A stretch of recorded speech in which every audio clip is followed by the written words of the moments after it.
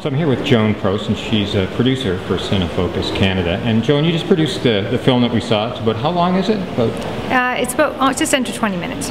Okay, so 20 minutes. So I'm sure as you produced it, you had sort of an elevator pitch in mind or a main message in mind. So if you could tell me in just a few seconds what you think that main message of your film was. Well, it's interesting because we started off by looking at the second stage of Medicare, right, which is what Tommy Douglas had envisioned. So most people think that Medicare was just, it happened in the 1960s and everything's fine and dandy, and that's just what Tommy Douglas wanted. But what I've actually discovered, and what the message was when we started off to make this, was actually there was two phases to Medicare. And the second phase is really about keeping people well. And then we tied that into community health centers because that's exactly what they do. And so I think when you really look at the idea of health, and when people talk about health care, it's really, health is more about staying well, as opposed to running to the emergency room when you're sick or going to the doctor when you're sick, which is what healthcare has been. And I think that Tommy Douglas would have been disappointed with that definition, 40 years later. And what's your sense of why the second half didn't happen?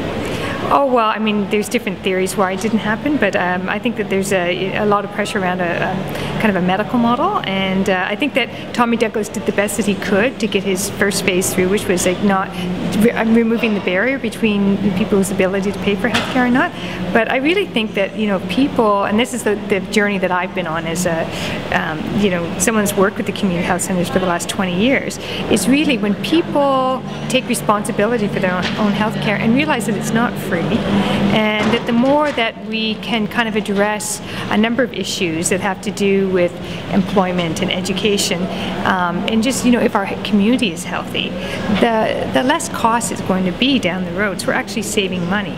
So every time you run to the doctor or to the emergency room, it's really like, what, could this have been prevented? Could I have actually, maybe worked more in my community to help someone that really needed a step up? And I think that's what community health centers do, is that they actually involve people who are quite active in that role already, in community involvement, and bring the needs and the interests of what the community, the gaps that need to be filled in the community in order to keep everyone well. Now you met a lot of people in the making of this film, and we got to meet a lot of them in the film.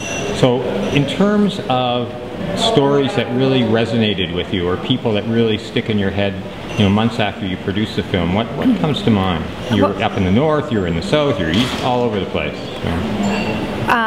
Well, there's two people that stick in my mind, and this is where, like, every time I work for the Association of Ontario Health Centres, I always get this epiphany, like some new bit of information. This time it was really how community health centres save lives. And there were two people. There was one woman in Cornwall who was francophone, and she, went to the hospital and she was suicidal, and she couldn't actually get health care delivered to her in her French language. And luckily, the emergency doctor put a call into the local community health center that was francophone, and they called her a few days later, and it meant the world to her that someone reached out to her and that someone cared. And we saw her in the film. We saw her reaction. She was almost in tears. Oh, right? Yeah. No, it was very moving. Her interview was really, really moving. And then when I was in Ottawa at the Wabano, it's called an ad hoc Aboriginal Health Center, there was another guy. He was had basically gotten involved in drugs when he was about 15 years old, and his story was just so sad, but also it was uplifting in the end, because he got involved with drugs and he almost lost his children, and ended up going to a treatment program. And when he came back, he knew, when he came back to Ottawa, because he'd gone up north for the treatment, and he knew when he came back to Ottawa that if he went back home, back to his house, that he probably would have ended up back on the streets again and doing drugs and everything. And he said the community health center, every day he went there from 9 to 5, and he sat there and he stayed there, and it was his safe place. And he eventually ended up getting a job there. And he said this place saved my life. And I thought it was interesting that there was two people from two completely different backgrounds who both said said to me that a community health center had saved their lives. And then I was talking to Alison Fisher from Wabano as well, and she was showing me her plan for their new community health center that's going to be designed by Douglas Cardinal.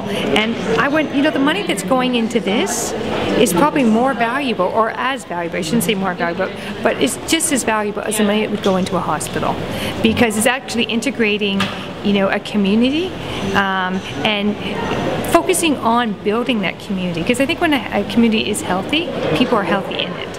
And I think that you know, people are starting to get it, but it still needs more and more of these community health centers to spread the word. Okay, thank you very much for your time. You're welcome.